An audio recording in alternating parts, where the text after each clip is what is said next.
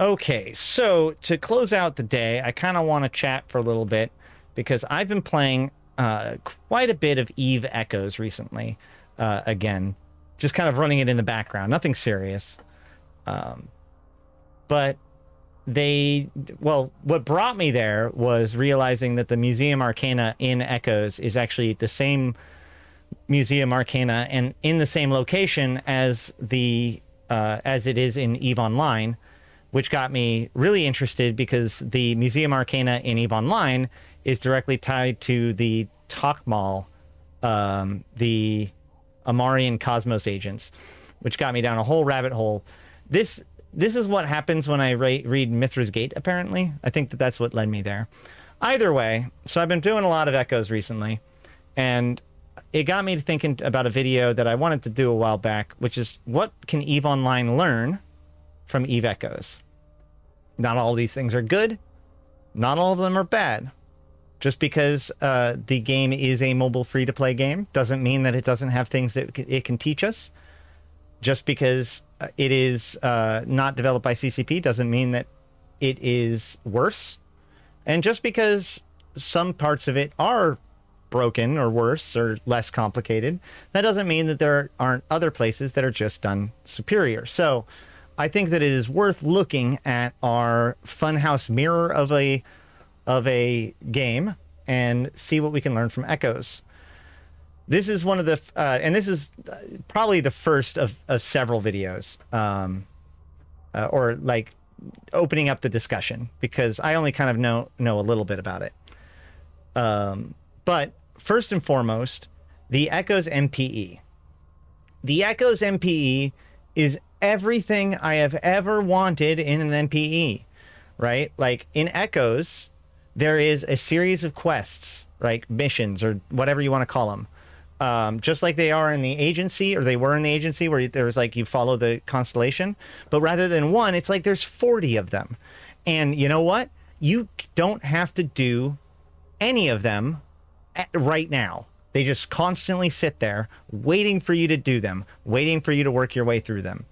And they give different rewards at different points, free skills, skill points, free ships, all that kind of stuff. So instead of a career agent, you have this tutorial that's just always sitting there with a series of scenarios that you can do.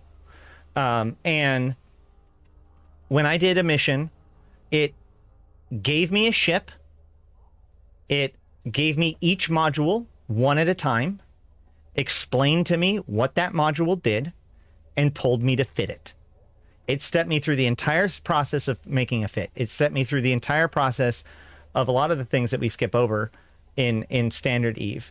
And the other thing is that when I went to go start the tutorial, I hit okay, start, and it said, please dock up to begin the tutorial. And that was when I knew that it was gonna work, because these tutorials aren't just willy-nilly out there. They are instanced scenarios. They are pre-designed scenarios designed to create an exact condition that will teach and test people on their abilities. Is it perfect? No.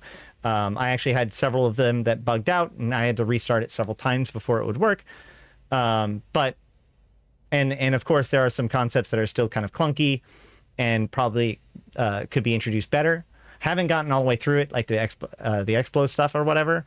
But overall, that idea of, I also don't necessarily like the idea that it is a chain of things still. I would like it to be branching personally, to allow people to be like, I don't really care about exploration right now. I'll learn about it later, and then be able to learn about it later, regardless of whether or not they're still in HiSec or in, Delve or whatever. They can still run the tutorial for exploration if they would like to. So yeah, that's really, really good. Another thing that I like about Eve Echoes is its manufacturing system. One of the things I thought was really funny about the industry changes is that people were complaining about the introduction of PI into industry. And in Echoes, like every ship takes a combination of minerals and PI to construct. In fact, I think most things take a mixture of minerals and PI to put together. But PI is far more streamlined. PI is basically your daily reward. You click the little plus button, and it resets your timer on all of your extractors to 24 hours. It can store like a week's worth of stuff in it. Skills increase all this stuff, of course. And basically the PI game is searching and finding the correct planets that allow you to extract the resources that you need. But effectively, PI is just something that almost everybody does, and it's a background ISK generator, but it is also intrinsically entwined in all manufacturing, which is pretty cool in my opinion. Also, thanks for the follow, Navdog. There is no such thing as blueprint originals. The way this works is there's also no salvage, which is kind of important for this piece. Rather than salvage, you get well, you have to go get it when you launch it. You have to go get the cans. So there is that moment. And in low security or high security, sorry, in low security and old security space, those cans are just launched. Well, in all security space, it's just launched into space. So if somebody nabs your stuff first, then they get it.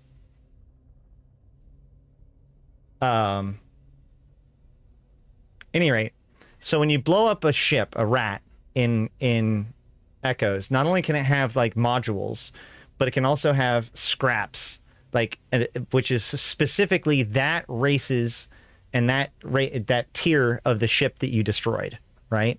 So if you're fighting, tier 4 Amar enemies, then you get tier 4 Amar bits. Now there's like 10 tiers of ships because it's of course a free-to-play game, so of course there is. We'll ignore that for now. But the point is that if you get hull pieces that are equivalent to the thing that you're destroying. Now with those hull pieces, you can do one of two things. You can either reprocess it, and that's how you get your salvage in order to build rigs. Or you can combine them with data cores for % chance to transmute them into, or to turn them into a blueprint copy for a ship of your choice of that same, category, right? So if I had that tier 4 Amar hull pieces, I could choose it to build any of the tier 4 Amar ships. And the more pieces I have, when I go to do the research and put them all together, the greater the chance of my ability to create the blueprint. So there are no blueprint originals, and you can buy blueprints off the market too, like from NPC vendors, I believe. But you can also reverse engineer the pieces that you get, and the data cores that you have are from special combat sites that show up in lowsec and nullsec and such, I believe. So the manufacturing cycle, my whole point is that the entire industry world is far more intertwined and feels more cohesive. Everything goes together, right? You run missions, you get the pieces to build the blueprint, to get the blueprints where you mine the rocks, and you do the PI to build the ship. Like, there is a sense of progression. I actually have been just working my way up the ladder of progress. I have joined other groups, but I haven't really dealt with other groups that much. But that's the whole point. I haven't needed to, right? Because every step of the way, it feels like, oh, well, this is the next step. I need this thing. I'm going to go collect it. Oh, now I need this thing. I'm going to go collect that. And, I've already made my way up to Myrmidons, about to reverse engineer a prophecy, and keep working. I think it's pretty cool that way.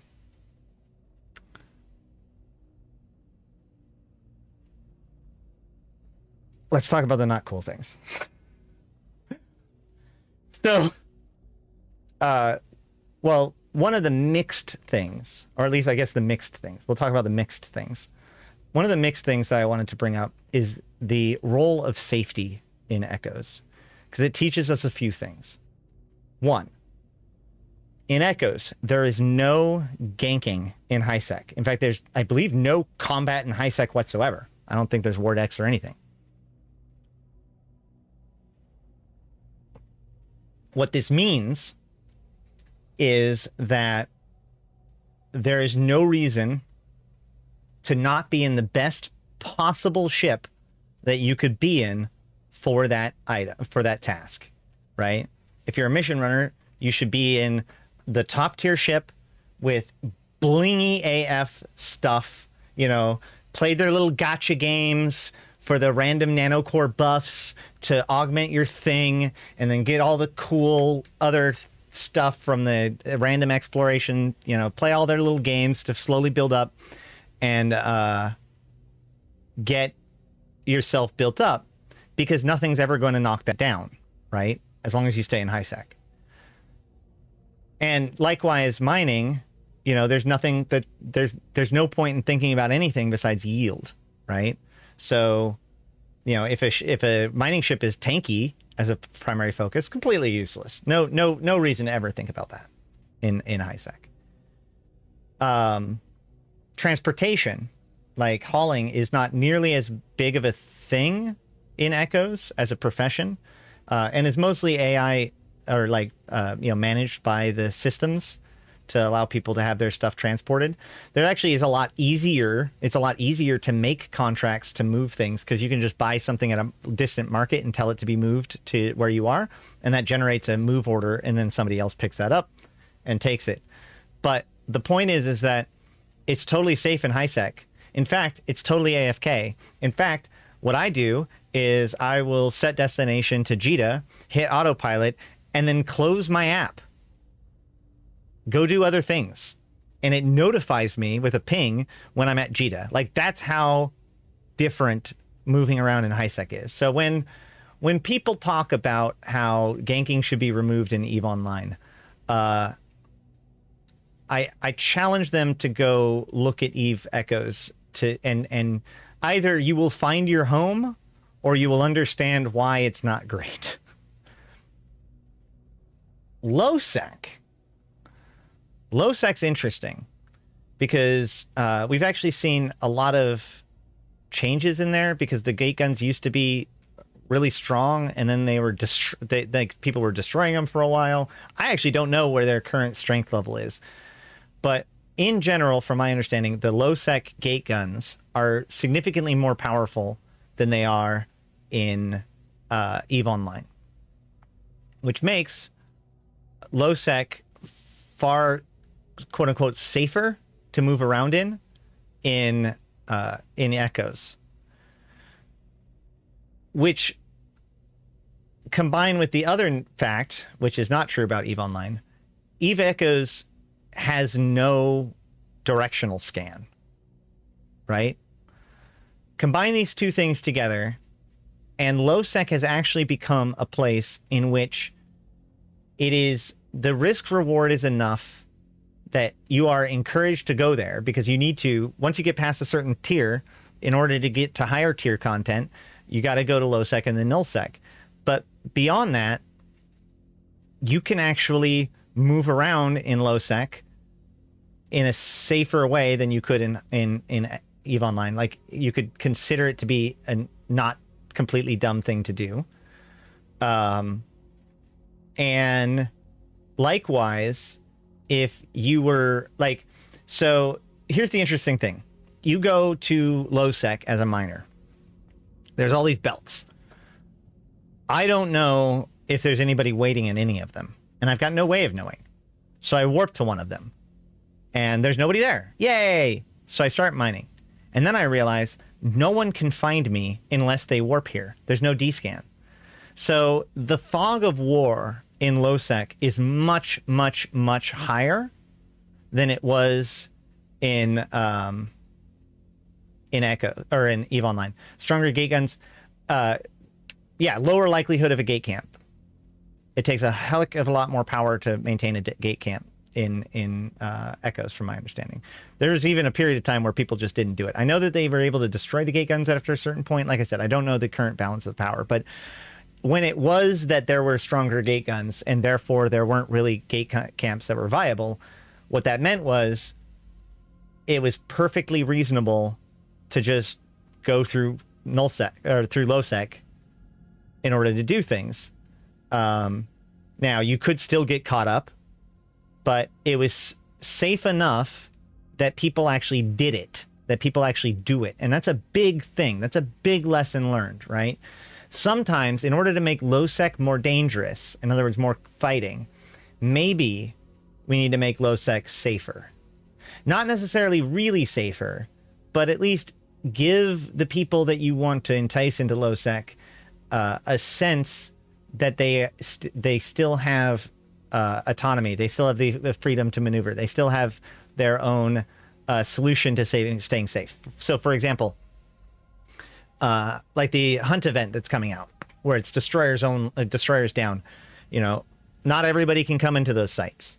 So, and maybe I need a key. So only people that can come in with the key, right? These are all ways of, you know, making it so that I'm more protected in a low sec. Or the marauder sites. People got complaining about marauder sites having lockouts on numbers. Well, do you want marauders out there or not? Like, if you want marauders to be running sites in EVE Online in low sec, they're going to need that to be a good idea. And so that marauder pilot knows that as long as I can get to the site, get in the site, then I'm safe. That makes somebody think about doing it a lot more. And then once they're doing it, that allows you to catch them anytime they make a mistake or as they're moving around or whatever. So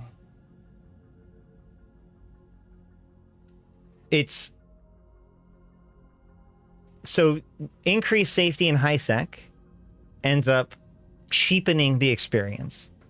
However, increased safety in low sec may, under the right conditions, promote more combat. In fact, every good combat source in low sec in EVE Online, I think, has some sort of mechanic like that. For example, faction warfare plexes, right? Remove smart bombs. It's nasty. They're nasty. All right. And then finally,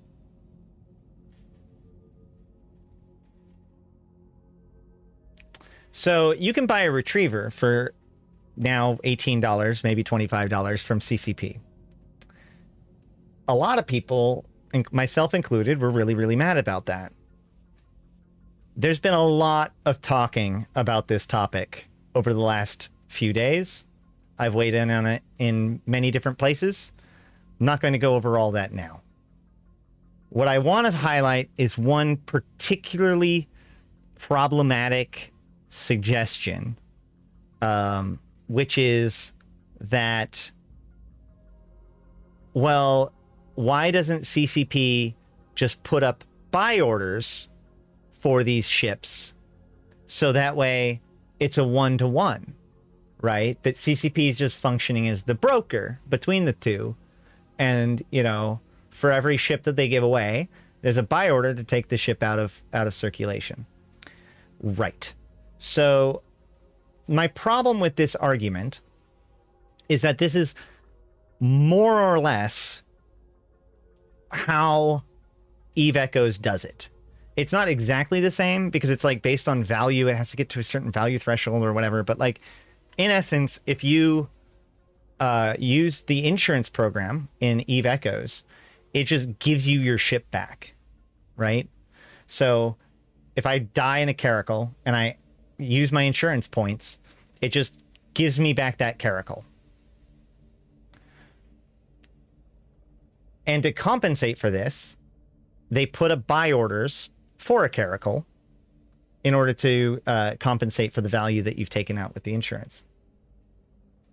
So I asked Eve Echoes general chat today whether or not that this has fixed itself. This has led to amazing problems. At the time, the best ship in Eve Echoes was the Nightmare. And Nightmares, pirate ships, these need to, BPCs need to be collected, minerals put together. They're really expensive. They're really hard to get. You have to run dangerous sites to get the BPCs. And then suddenly, entire fleets of Nightmares could be resurrected out of the Aether if you had enough LP, or IP rather, when your fleet died. Because you got a big discount. You get a big discount on replacing your ship if you do so, if you already have the insurance points in place. So there's a big change in balance. The actual value of like nightmare BPCs and the construction of nightmares plummeted because most people, by the time you get a nightmare, if you have a nightmare, most of the time you're going to insure it. So that way, even if you lose it, you don't have to buy a new one. You just spawn a new one. So no one actually needs to buy any of the new ones because too many are being generated through insurance. So I asked, has this been fixed at all? I got like the answers I got was, I don't think that it's enough to make any difference, but I did get a more sophisticated answer, I guess. It says yes, except for there's currently a material glut. The problem is with insurance. Once you buy a ship, you don't need a new one. So there's very little reason to buy a new ship. Thus, low supply and low demand. Ship prices tank resulted in overpriced buy orders and unfulfilled insurance orders. This means the material glut gets worse, driving prices down even further. So, whatever you have to say about CCP selling retrievers, we need to agree that CCP putting up buy orders as a fix is really bad. Like, let us walk as far away from that cliff as we can, because that is not a solution to our problem. And that's it. That's what I got so far as to report my my findings of what I've learned from Eve Echoes today.